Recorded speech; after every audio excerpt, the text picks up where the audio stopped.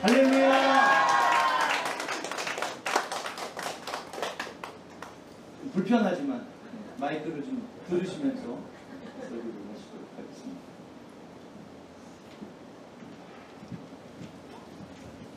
잘 들리시나요? 네. 방금 소개받은 한국에서 온 임철민 목사라고 합니다.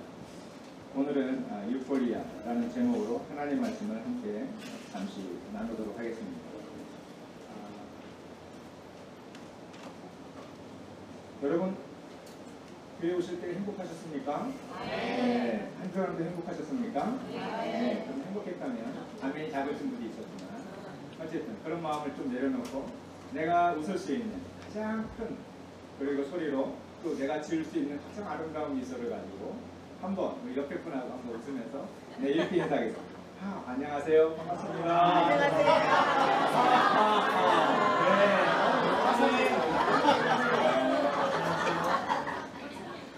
어떤 분들은 내가 하하 하는데 여기는 하하 이렇게 웃으셨어요. 잘하셨어요. 네, 인사를 하시니까 얼마나 좋은지.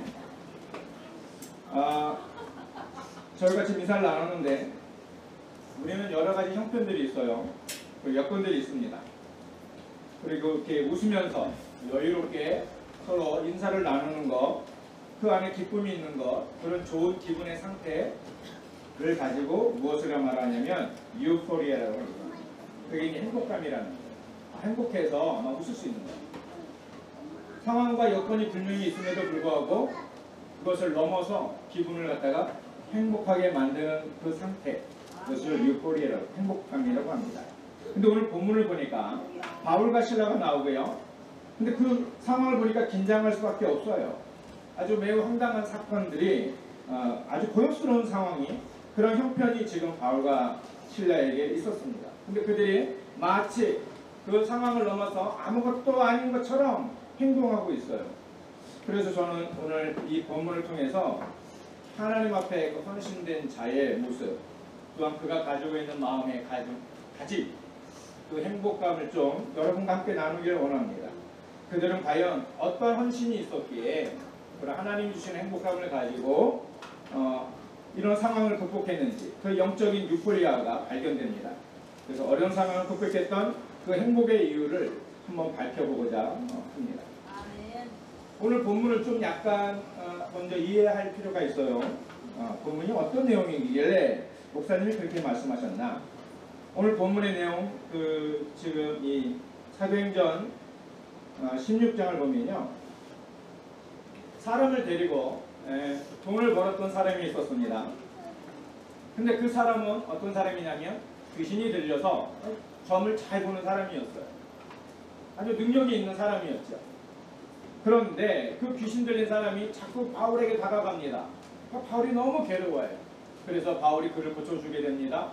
그랬더니 귀신이 떠나니까 금전적으로 생겼던 그 금전적 손해를 보게 되었어요. 그래서 그 주인이 화가 났습니다.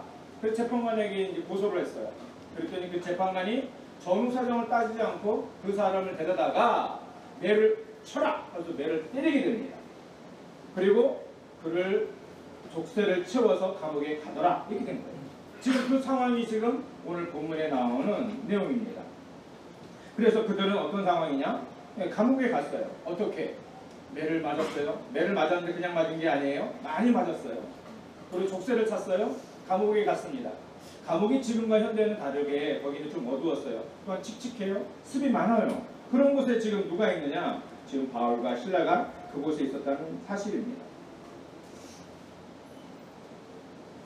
그런데 그곳에 죄인의 신분을 가고 또한 감옥 안에 있는, 끌려갈 때 많은 죄수들이 보게 될 거예요. 와, 나도 죄인이지만 저 사람은 어떤 죄를 졌길래 저렇게 많이 맞았을까? 그리고 어떤 죄를 졌길래 발에다가 족쇄를 차고 이렇게 끌려왔을까? 얼마나 중한 죄를 졌길래 도망가지 못하게 그런 죄를 졌을까? 아마 많은 죄수들이 그가 지나갈 때마다 이렇게 쳐다봤을 거예요. 그렇게 한 사람이죠. 그때 기분이 어땠을까? 아마 저는 굉장히 비참했을 거라고 생각이 들어요. 바울과 실라가. 근데 그런 어려운 형편, 그런 상황에서 한 행동이 있었습니다. 그들이 한 행동이 무엇인가? 오늘 본문에 있는 말씀입니다. 자, 사도행전 16장 25절 우리 다 한번 다 함께 사도행전 16장 25절에 있는 말씀을 읽겠습니다.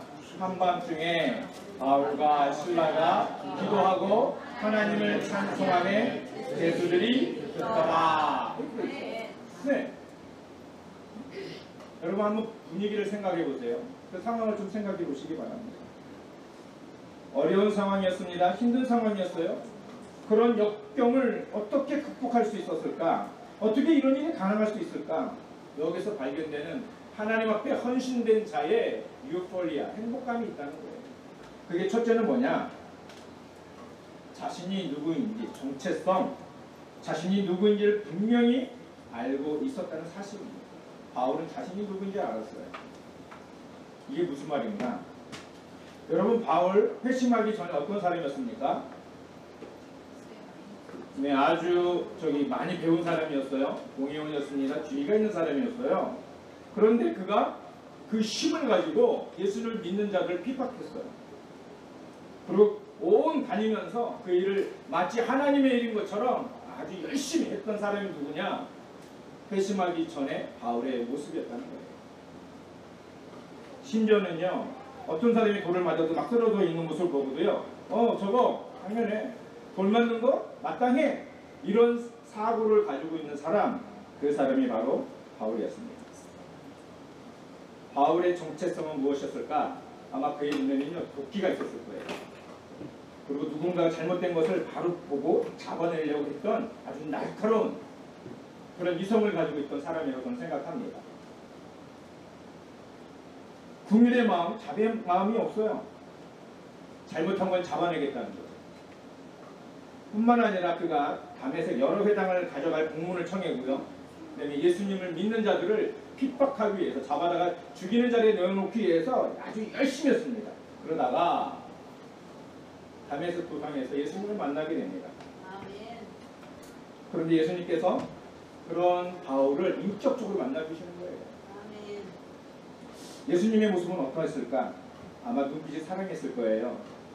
그 살기 든든한 그 눈빛에 예수님을 바라보시는 거예요. 내가 너를 사랑한다. 내가 너에게 긍휼을 주길 원한다. 그리고 나서 바울이 예수님을 만나고 나서 마음의 눈이 바뀌게 됩니다. 시선이 바뀌게 돼요. 사고가 바뀌게 되는 거예요. 왜냐고요? 예전에는 내가 믿는 하나님이 최고라 생각했는데, 내 자신의 나의 정체성이 그거라고 생각했는데, 예수님을 만나고 나니까 내가 누구인지를 아는 거예요. 내가 죄인이라는 걸 깨닫게 됐어요. 그리고 나서 엎드리게 됩니다. 여러분, 바울이 정말 대단한 사람입니다. 이 성경에 나오면요, 이스라엘 자손이죠, 베냐민 지파죠, 학벌로는 가말리엘 문화죠, 공회원이죠, 로마의 시민이죠. 뿌릴 게 하나도 없다는 거예요. 한마디로 말하면 세상에 잘 나가고 잘 나가는 사람이라는 거예요. 그게 성경이 얘기하고 있어요. 그런데 그 모든 자신의 명예, 자신의 지식, 그것을 하나님 앞에, 예수님 앞에 내려놓습니다. 그리고 내가 주님 앞에 누구인지, 나의 존재를 고백하면서, 하나님, 내가 용서받을 수 없는 죄인입니다. 그 고백을 합니다. 여러분, 그런 죄인이 또 한 사람이 있었어요.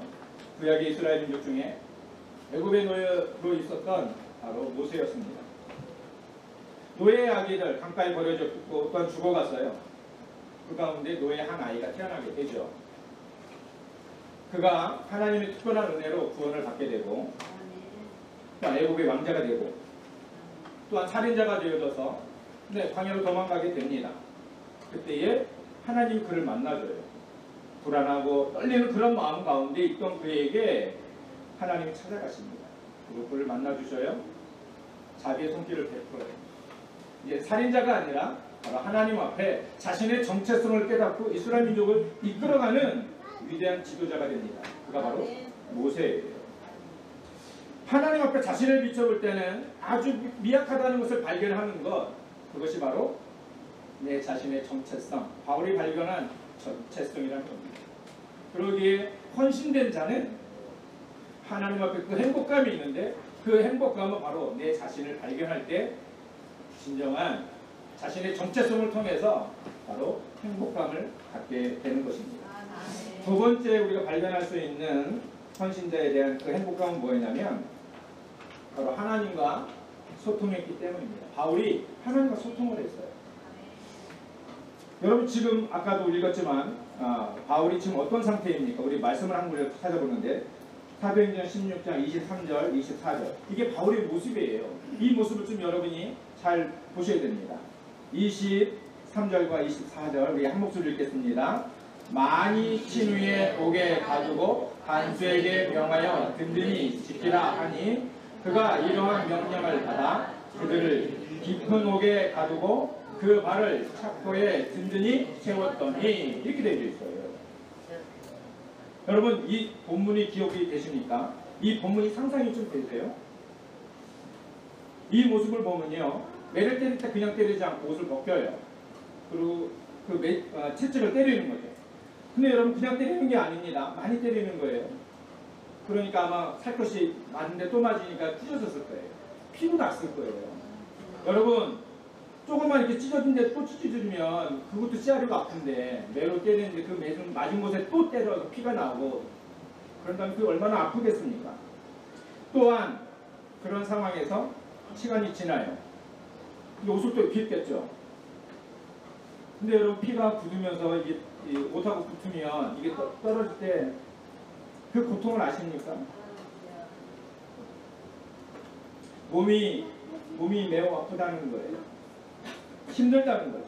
그런데 발에는 또 족쇄가 있어요. 그 얘기는요. 내가 원하는 대로 아프면 좀 이렇게 자유롭게 움직여야 되는데 그러지 못한다는 거예요. 자유롭지 않다는 거예요. 몸이. 이런 바울의 주변의 환경을 생각해보면 너무나도 좀 참혹해요. 아울러서 깊은 감옥입니다. 어두워요. 침울해요.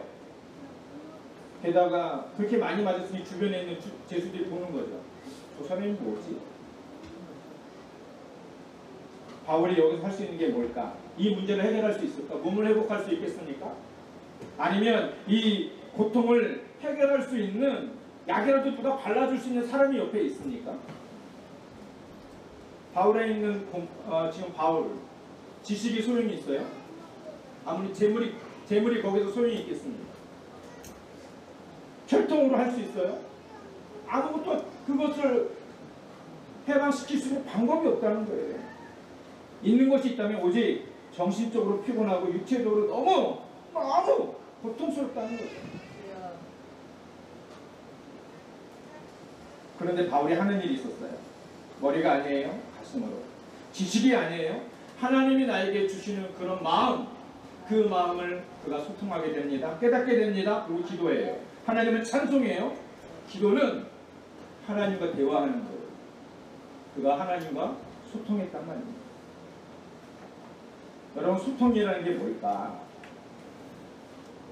제가 몇 년 전에 제 39대 미국 대통령 지미 카터 전 대통령을 만났습니다. 제가요 39대 전 지미 카터 대통령을 조지아주에 가서 만났어요. 여러분이 안 더 제가 대통령을 만났다니까. 여기 분들은 대통령을 그렇죠. 권사님이시죠. 역시 이런 마음. 네. 그분이 조지아주 마라나타 교회에서 교사로 섬기고 계셔요. 그래서 저희가 주일에 가면 그분을 만날 수 있다고 해서 저희 가정이 교회를 방문했어요. 그리고 그를 만났습니다. 그도 저를 봤어요. 지미 카터 대통령이 저를 봤어요. 만남이 있었죠. 그분이 근데 나를 아는가? 저의 이름은 아는가? 내가 뭐 하는 사람인지 아는가? 아니요. 그게 모른다는 거예요. 그냥 만났어요. 그러나 소통한 게 아니에요. 얼굴 봤어요. 그냥 아는 거예요. 그 마음은 아는 게 아니란 말이에요. 소통하면 어떠한 일이, 어떠한 현상이 나타나는 게 그게 뭐냐? 바로 변화가 생긴다는 거예요. 근데 그분과 나가 만났지만 변화가 있는 게 아니었어요. 제가 그 플러신학교를 나왔는데 거기 베네겐 교수님이 계셔요. 그런 교수님입니다. 정말 목회자이고 아주 뜨거운 열정을 가지고 기도도 열심히 하고 아주 풍부한 지식을 가지고 있는 분이었어요. 근데 그분이 그 강의를 하면서 특별히 그 미셔너리 처치, 선교적 교회라는 그 과목이었는데요. 그때 자기 간증을 하더라고요. 여러분, 나는 목사님 자녀로, 선교사 자녀로서 자랐습니다. 제가 성경을 수없이 읽었고 수없이 들었기 때문에 웬만한 사람보다 제가 성경을 많이 알았어요. 그리고 주일학교뿐만 아니라 부모님이 가지고 있는 것이 다 믿음의 뒷뜰이었기 때문에 제가 책을 많이 알고 있었습니다. 책을 통해서 배웠습니다. 그런데 저는요, 교회에서 사고뭉치였어요. 교회에서 무슨 일이 벌어지면 그 핵심의 주동인물이 누구냐? 바로 저였어요. 그런 거예요. 그런데 제가 하나님을 만났습니다. 그랬더니요, 주변에 달라진 게 없대요. 그때는 하나님을 만나기 전에는 이렇게 불만이 많았대요. 그래서 아버지한테 불만하고 뭐 해달라면 안 해주니까 짜증내고 막 이랬는데, 하나님을 만나고 나니까 주변에 달라진 건 없는데 여건은 똑같은데 마음이 달라졌대요. 눈빛이 달라졌대요. 하는 마음의 열정이 달라졌다는 거예요. 하나님을 만나고 났더니 하나님 주신 마음으로 소통하게 되었다는 것입니다. 여러분, 하나님을 만나면 소통합니다. 그 소통은 반드시 변화가 있어요. 만나지 않으면 바울과 같아요. 예수님을 제대로 모르니까 자신이 알고 있는 지식, 자신이 알고 있는 관점으로만 되는 거예요. 아, 이게 하나님의 말씀이야. 예수님의 관점이 아니죠. 그러므로 하나님과 소통하는 사람, 바로 변화가 있다는 것입니다. 여러분, 그 변화에는 반드시 중요한 내용이 있어요. 뭐냐면 바울이 위대한 신앙자인 거 우리가 다 알고 있어요. 그렇죠? 그런데 바울이 한번 어려운 일을 겪게 되었습니다. 그가 섬기던 왕이 있었어요. 사울 왕입니다. 근데 다윗을 시기해서 다윗을 이제 죽이려고 하는 거예요. 쫓아다닙니다. 그래서 바울이 어디에 있냐면 동굴속에 싹 들어가서 숨었어요. 근데 희한하게 그 동굴로 사울 왕이 들어왔습니다. 그리고 잠깐 쉬었어요. 잠깐 잠을 자는 거예요. 그때 옆에 있는 사람이 얘기를 합니다. 왕이시여, 저 사람을 죽입시다. 그러면 우리가 편해집니다. 우리가 화평을 얻을 수 있어요. 우리가 힘을 얻게 됩니다. 그럴 때 바울이 뭐라고 그랬냐면 하나님의 사람은 손대는 것이 아니에요. 바울이 뭘 생각했어요? 먼저 내가 편한 것보다 하나님의 말씀을 생각했어요. 소통이란 뭐냐? 어려운 순간, 정말 내가 이걸 하면 편하고 안락해질 수 있는 그 순간에 먼저 하나님의 말씀을 생각하고 그것을 선택한다는 거예요. 그게 나에게는 분명 좀 어렵고 힘들지만 바울이 지금 그것을 했다는 거예요. 바울은 그러므로 하나님과 소통하는 사람이었어요. 단순히 하나님을 알고 있는 사람이 아니라 하나님의 마음을 담고 그 뜻을 따라가려고 애를 썼던 사람이라는 것을 우리가 알 수 있습니다. 그가 변화됐어요. 그가 하나님의 말씀을 기억합니다. 그 말씀을 내 중심이 아니라 말씀 중심으로 선택했다는 거예요. 성도 여러분, 지금 바울은 어려운 상황이에요. 아파요. 입에서 나오는 게 뭐냐면 그냥 이거밖에 안 나오는 거예요. 너무 아프니까. 그런데 그가 그 입술에서 나오는 게 뭐냐면 여호와를 찬양해요. 예수님을 찬양합니다. 어떻게 그게 가능합니까? 하나님이 주신 마음, 예수님의 마음을 주셨기에, 그가 소통했기에 그게 가능해요. 저와 여러분들이 그런 은혜가 있기를 주님의 이름으로 축복합니다. 우리가 보통 어려운 일이 있을 때 먼저 생각하는 것들이 있습니다. 그런 것 가운데 특별히 오늘 헌신된 자, 그가 행복감을 가지고 나아가는 그 길에는 세 번째 어떤 일이 발견되냐면 바로 자신을 이해하는 동력자와 함께 있었다는 거예요. 누구와 함께 있었다고요? 그렇죠. 신라와 함께 있었어요. 오늘 말씀 다시 한번 읽어보겠습니다. 사도행전 16장 25절 시작. 한밤중에 바울과 실라가 기도하고 하나님을 찬송하며 제수들이 듣더라. 여러분, 첫 번째 단어가 뭐예요? 한밤중에. 여러분, 이 시간이요 되게 오래된 시간이에요. 일반적으로 성경학자들 얘기하기를 이거를 밤 12시경이라 합니다. 근데 바울이 그 아픔 가운데 지금 이름이 나와요. 바울과 누구요? 실라. 네, 신라가 있어요. 그리고 나서 지금 바울이 뭐 했다고요? 신라가 기도하고, 그 다음에 뭐 했다고요? 찬송하고. 누구를요? 하나님을. 이게 중요합니다. 한번 그 상태를 생각해 보십시오. 아까 제가 전반부에 얘기를 했지만 바울의 몸의 상태가 안 좋았을 거예요. 바울뿐만 아니라 함께 했던 동역자도 몸이 안 좋았어요. 그런데 그 몸이 안 좋은 상태에서 너무 피곤하죠. 잠도 안 올 거예요. 왜냐하면 이게 아픈데 이렇게 누우면 여기 상처가 나죠. 그러니까 아프니까 똥 하고 깼을 거예요. 힘들고 아플 때 가장 먼저 무엇이 생각날까? 전 생각해 봤는데 아마 빨리 치유를 받고 싶다. 또는 뭐 목욕을 좀 하고 싶다. 아니면 누구에게 진짜 이 억울함을 막 얘기하고 싶지 않을까라는 생각을 좀 해봤어요. 그런데 바울이 그런 걸 먼저 하지 않았어요. 그리고 어찌 보면 그런 부당한 일을 당하면 아마 기도하면서 이렇게 할 수 있을 거예요. 하나님, 내가 다른 것도 아니고 예수님을 위해서 이렇게 열심히 했는데 이게 뭡니까? 이게 저한테 주시는 거예요, 정말? 이런 마음이 들지 않겠어요? 그런데 그가 그런 일을 했다고 성경에 기록되어 있지 않고 습관처럼 하는 행동을 하는 것을 저는 발견하게 됐어요. 그게 만약 무엇이냐? 바로 기도예요. 기도를 했다는 거예요. 그리고 찬송했다는 것입니다. 여러분, 그것이 습관적으로 되지 않으면요, 그 시간에 일어날 수가 없어요. 그 시간에 기도한다고요? 아무개나? 아니요, 안 돼요. 아마 누가 먼저라고 하지 않았을 것 같아요. 한 사람이 일어나게 됩니다. 정한 시간에. 그리고 기도하는 거예요. 기도하다가 눈물이 나는 거예요. 하나님, 제가 하나님의 일을 감당하니 참 감사합니다. 나에게 하나님의 헌신된, 예전은 개수 중에 개수였는데 나의 정체성은 정말 나쁜 죄인이었지만 지금 예수님을 알고 하나님의 일을 감당하게 감사합니다. 아마 그렇게 했어요. 그런데 그 기도 소리가, 그 은혜가, 또한 찬송하는 그 소리가 어떤 찬송을 했는지 잘 모르겠어요. 지금까지 지내온 걸 불렀는지 잘 몰라요. 지금까지 지내온 거 주의 은혜가. 근데 옆에 있는 동역자가 일어나는 거예요. 누가 먼저 할 것도 같이 또 찬송을 합니다.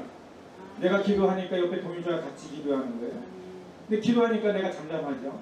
또 기도를 계속하니까 또 내가 기도할 때 이쪽이 잠잠해요. 또 함께 어떤 때는 강하게 힘있게 같이 기도해요. 또한 찬송합니다. 그 찬송이 또 내 마음에 울리면 하나님 그렇습니다 하고 같이 화음을 맞춰주고. 여러분, 이게 기도 찬송이에요. 그런데 그가 먼저 일을 한 것이 아니라 오늘 성경에 보면요, 우리에게 본을 보여주신 분이 있어요. 바로 예수님이라는 거예요. 예수님이 기도를 습관처럼 하셨어요. 누가복음 22장 39절에 예수께서 나아가사 습관을 따라 감람산에 가심에 제자들도 따라갔더니 이렇게 돼 있어요. 예수님이 기도하신 이유가 뭐냐? 기도는 능력이다 이렇게 말씀하세요. 마가복음 9장 29절에 이르시되 기도 외에 다른 곳으로는 이런 종류가 나갈 수 없느니라. 그래서 기도하셨어요. 그리고 본을 보여주셨어요. 또 재밌는 건 뭐냐면 사도행전 3장 1절에는요, 제자들의 그 기도 습관을 따라가요. 그래서 정기적으로 기도합니다. 사도행전 3장 1절에 보니까 제9시 기도 시간에 베드로와 요한이 성전에 올라갈세. 그렇게 되는 거예요. 지금 바울은 누구의 제자냐면 바로 예수님의 제자예요. 그래서 단말 가능합니다. 그리고 함께 했던 자, 그 동역자도 예수님의 제자였어요. 그래서 같이 가는 것입니다. 하나님의 모습을 닮아가는 것, 이것을 우리는 신학적으로 뭐라고 얘기하냐면 기독교적인 세계관이라고 합니다. 하나님 무엇을 생각하셨을까? 이 상황에서 나는 무엇을 할 것인가? 이렇게 생각하는 것, 기독교적 세계관이라고 해요. 저와 여러분들이 그런 세계관이 있기를 다시 한번 주님의 이름으로 축원합니다. 바울에게는요, 마음이 통하는, 그리고 그 일을 이해하는, 아프면서도 이해하는 동역자가 있었다는 거예요. 그렇다면 여러분, 우리에게도 동역자가 있는가? 여러분 주변에 동역자가 있으십니까? 있으세요? 네. 있죠. 네. 그 동역자는 어찌 보면 우리에게 목사님이에요. 그리고 여기 장로님 계시죠? 네, 장로님이시죠. 또 사역자들, 교사들, 그분들이 다 동역자예요. 가정에서는요, 부부가 왼수입니까? 동역자입니까? 아이, 동역자죠. 믿음 안에서 동역자죠. 자녀들은요, 아유, 아닙니까? 아니면 그 자녀들도 함께 하는 동역자들입니까? 그렇죠. 동역자들이죠. 먼 데서 동역자를 찾는 게 아니에요. 그들과 함께 하는 거예요. 그들에게 알려주는 거예요. 하나님을 바라보게 하는 것입니다. 그래서 헌신된 자는 주의 일에 행복한, 유폴리한 그런 동역자를 찾아야 되는 거예요. 아멘. 세상적인 관점이 아닌 하나님을 경험한, 하나님의 목숨을 걸 수 있는 그런 사람을 찾아야 되는 것입니다. 교회 일을 하다가, 더 정확히 말하면 주일을 하다가 어려움을 겪을 때가 있어요. 여러분, 주일을 하다가 고소당할 수 있어요. 감옥에 갈 수도 있습니다. 매를 맞을 수도 있어요. 그렇게 어려운 일 당할 때, 부딪힐 때 다시 한번 여러분의 정체성을 한번 확인해 보십시오. 내가 누구인가? 그리고 내가 어떤 분과 소통하고 있는가? 그리고 그분 앞에 다시 한번 나가볼 수 있기를 간절히 바랍니다. 그렇다면 이제 말씀을 정리하면서 하나님께서 왜 바울에게, 실라에게 이런 어렵고 힘든 일을, 그 여건들을 허락하셨을까? 그냥 좋게 갈 수도 있는데 왜 이렇게 때리고 죄인 만들고 왜 감옥에 보냈을까? 오늘 성경에는요 그 이유를 정확하게 얘기해요. 한 사람이 있었답니다. 자존심이 아주 강한 사람이랍니다. 힘도 세답니다. 고집도 있답니다. 그의 직업이 뭐냐면 사람을 때리는 일이랍니다. 고통을 주는 사람이래요. 그는 고통을 주는 게 아주 전문가예요. 그래서 어느 날 한 사람, 또 한 사람, 두 사람을 막 심하게 고통을 주고 아주 어렵게 했습니다, 몸을. 근데 그 순간에 잠깐 하고 나서 감옥에 가둬놓고 잠을 잠깐 들었어요. 근데 자다 보니까 무슨 소리가 들리는 거예요. 무슨 소리인지 알 수 없는데 뭐가 소리가 들려요? 그러니 땅이 막 진동합니다. 폭동이 일어났나 보다. 저들이 다 탈출했나 보다. 나는 이제 죽었구나 하고 칼을 빼서 스스로 죽으려고 합니다. 자살을 하려고 합니다. 그때 바울이 그에게 얘기합니다. 그렇게 하지 말라.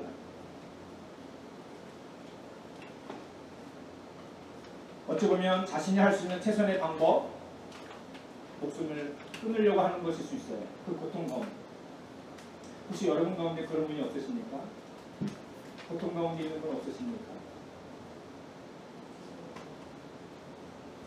자신에게 주어졌던 직무를 행함에 있어서 많은 사람들에게 고통을 준 거예요. 아프게 했어요. 그런데 그 아픔이 이제는 죄수들이 도망가면 그 아픔을 내가 다 받아야 돼요. 그러니까 그게 너무 두려운 거죠. 자기도 그 고통이 무엇인지 아니까. 그런데 하나님께서 그를 주목하셨습니다. 그의 빛처럼 삶을 알게 됐어요. 그가 그거 하면서 어찌 보면 더 고통하고 애통해하는 것을, 마음이 연약한 자라는 것을 하나님이 그를 보셨다는 거예요. 이제 믿는 사람을 그곳에 보냅니다. 어떻게? 죄인을 통해서 매를 때려서. 그리고 그들이 하나님 앞에 헌신자 된 자들이 하나님 앞에 찬송합니다. 그 상황을 넘어서 하나님을 바라보게 합니다. 그 찬송이 들려지고 그게 깨닫게 되고, 그러면서 16장 30절에 이렇게 기록되어 있어요. 그 사람이 내가 어떻게 하여야 구원을 얻으리이까? 바울과 신라가 신라를 그 사람이 직접 잡은 사람이 직접 데리고 나가게 됩니다. 그게 어떻게 됐냐면 사도행전 16장 33절을 한번 보십시오. 사도행전 16장 33절 다 함께 읽어보겠습니다. 시작. 그 밤 그 시간에 간수가 그들을 데려다가 그 맞은 자리를 씻어주고 자기와 그 온 가족이 다 세례를 받은 후, 여러분 맞은 자리를 씻겨줬대요. 세례를 받았답니다. 누구를 통해서요? 바울과 신라를 통해서. 바울이 어떤 상황이었는데? 죄인이었어요. 아팠어요. 힘들었어요. 어찌 보면 하나님 앞에 강변할 수 있는데도 불구하고 그렇지 않냐고 하나님이 주신 그 마음, 이럼에도 불구하고 하나님 감사합니다. 유폴리합니다. 이것을 주신 하나님 감사합니다. 그 자리에서 찬송했더니 그 자리에 있었던 한 사람, 그 영혼을 하나님이 보셨다는 것을 바울이 깨닫게 됩니다. 그리고 나서 31절에 보면 주 예수를 믿으라. 그리하면 너와 내 집이 구원을 받으리라. 이 말씀이 저와 여러분 가운데 있기를 소원합니다. 우리가 고통 가운데 있을 수 있습니다. 어려운 가운데 있을 수 있어요. 그러나 하나님을 믿고 헌신된 사람이라면 그것을 넘어 찬송하십시오. 그리고 내가 이 고통 가운데 바라봐야 될 자, 정말 주님이 관심 갖고 있는 사람, 그 한 사람을 찾아내서 그 행복을 나눌 수 있는 이 로고스 성도들 되시기를 주님의 이름으로 축복합니다. 하나님의 구원이 크게 있다는 사실을 이 지역에 다른 사람들에게, 그 아픔을 당하는 자들에게, 고통하고 있는 자들을 찾아서 하나님의 유폴리아를, 그 행복감을 함께 나눌 수 있는 그 복이 차고 넘치는 복된 로고스 교회 되시기를 주님의 이름으로 간절히 축원합니다. 이 시간 우리 함께 잠시만 기도하겠습니다.